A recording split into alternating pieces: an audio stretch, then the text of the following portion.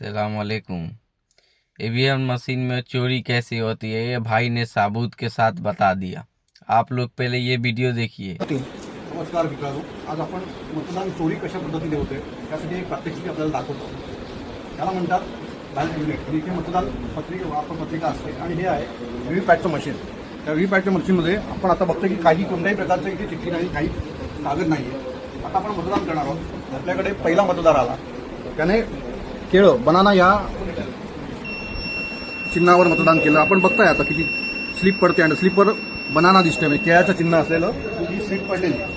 आता हे पहिलं मतदान झाल्यानंतर दुसरा मतदार येतो, तो आल्यानंतर तोही बनाना याच चिन्हावर मतदान करतो।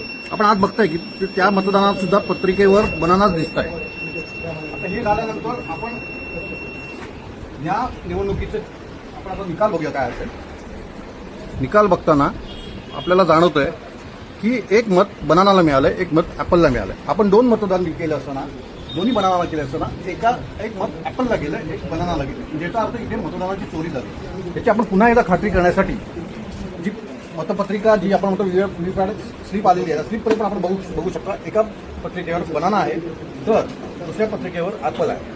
म्हणजे इथे तुम्ही टॅली करताना तुम्हाला हे टॅली होणार, पण मतपत्रिकेवर मतदान देताना त्या मतदाराची मतं चोरी झाले हे त्यालाही कळणार नाही। तो घरी निघून गेला, त्याला वाटलं मी बनानाला मतदान केलंय आणि आता तोच निवडून येणार, पण दुर्दैवाने ॲपलला त्याचं मत गेलेलं आहे। अशा पद्धतीची चोरी होते। धन्यवाद। केलं ना।